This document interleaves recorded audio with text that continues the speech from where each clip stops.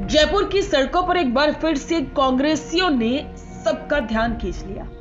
विधानसभा घेराव करने निकले कांग्रेसियों पर जब पुलिस ने ठंडे पानी की बौछारें शुरू की तो माहौल पूरी तरह से गर्म हो गया। बैरिकेड्स टूटे, धक्का मुक्की हुई और खेलकूद प्रकोष्ठ के कार्यकर्ताओं पर लाठियां भी चली।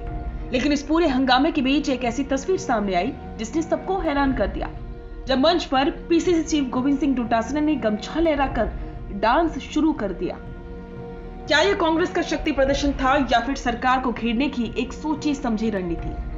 अमीन पठान के नेतृत्व में हुए इस प्रदर्शन में आखिर ऐसा क्या हुआ कि पुलिस को बर्बरता पर उतरना पड़ा? चलिए आज की इस रिपोर्ट में हम आपको दिखाते हैं जयपुर के सहकार भवन से लेकर विधानसभा के रास्ते तक की वो जंग जिसे आप न्यूज की सुर्खियों में नहीं देख पाए। कहानी शुरू होती है जयपुर के 22 गोदाम स्थित सहकार भवन से। मौका था राजस्थान कांग्रेस के खेलकूद प्रकोष्ठ का प्रदर्शन। मंच पर दिग्गज नेता मौजूद थे, पीसीसी चीफ गोविंद सिंह डोटासरा और नेता प्रतिपक्ष टीकाराम जूली। कार्यकर्ताओं में जोश भरने के लिए डोटासरा अपने चिरपरिचित अंदाज में नजर आए। उन्होंने गमछा लहराया, फिरके भी और कार्यकर्ताओं को संदेश दिया कि कांग्रेस अब बैक फुट पर नहीं बल्कि फ्रंट फुट पर खेलेगी। जैसे ही रैली विधानसभा घेराव के लिए आगे बढ़ी, पुलिस ने चक्रव्यूह तैयार किया। सहकार भवन से कुछ ही दूरी पर भारी बैरिकेडिंग लगाई गई थी। कार्यकर्ताओं ने जब बैरिकेड्स लांघने की कोशिश की तो पुलिस ने पहले ही चेतावनी दी और फिर शुरू हुआ वाटर कैनन का प्रहार। तेज धार वाले पानी की बौछारों ने कार्यकर्ताओं को पीछे धकेलना शुरू किया, लेकिन जोश इतना था कि धक्का मुक्की और बढ़ गई। खेलकूद प्रकोष्ठ के अध्यक्ष अमीन पठान का आरोप है कि पुलिस ने सिर्फ पानी नहीं बरसाया बल्कि निहत्थे कार्यकर्ताओं पर बर्बरता पूर्वक लाठियां भी भाजी। अमीन पठान ने दावा किया कि इस झड़प में 12 से ज्यादा कार्यकर्ता गंभीर रूप से घायल हुए। भीगते हुए और चोटिल अमीन पठान के तेवर ढीले नहीं पड़े। उन्होंने मीडिया के सामने दहाड़ते हुए कहा, पुलिस गोलियां भी चलाएगी तो भी हम पीछे नहीं हटेंगे, हम युवाओं की आवाज उठाते रहेंगे। अमीन पठान का यह बयान बताता है कि कांग्रेस अब सड़कों पर उतरकर सरकार के खिलाफ एक बड़ा नैरेटिव सेट करना चाहती है। खेलकूद प्रकोष्ठ के माध्यम से उन्होंने सीधे तौर पर प्रदेश के युवाओं को साधने की कोशिश की है। अब सवाल उठता है कि इतने गंभीर प्रदर्शन के बीच डोटासरा का वो डांस क्या मायने रखता है? राजनीतिक विश्लेषकों की माने तो ये डोटासरा का अपना स्टाइल है।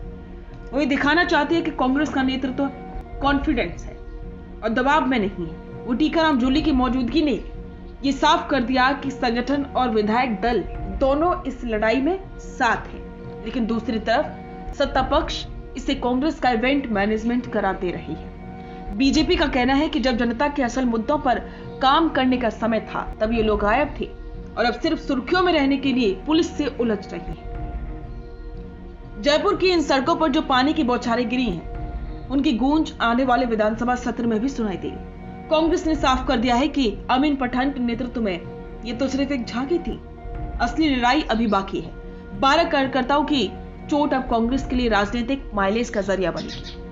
राजस्थान की राजनीति अब रील से निकलकर सड़कों पर आ गई है, जहां लाठियां भी हैं, वाटर कैनन भी और राजनेताओं के अलग अलग रंग भी। क्या कांग्रेस का युवा कार्ड 2026 और उसके आगे के चुनावों में काम आएगा? क्या पुलिस की इस कार्रवाई से विपक्ष को नई धार मिलेगी? अपनी राय कमेंट सेक्शन में जरूर साझा करें। क्या आपको लगता है कि पुलिस की कार्रवाई जायज थी या कांग्रेस का प्रदर्शन सिर्फ एक शो था? रुकिए और जरा ध्यान से सुनिए। क्या आप हमारी इन खबरों से अपने व्यापार को भी बढ़ाना चाहते हैं? तो आप भी खबरों के दौरान इस तरह के एलिमेंट्स पर अपना विज्ञापन दे सकते हैं, या फिर ऐसे खबर के 1 मिनट बाद अपना पूरा विज्ञापन डलवाएं, जो कि 8 लाख से ज्यादा सब्सक्राइबर्स और फॉलोअर्स वाले द फैक्ट इंडिया चैनल्स और पेजेस से राजस्थान के कोने कोने में पहुंचेगा और इससे आपका व्यापार, ब्रांड सब कुछ बढ़ेगा।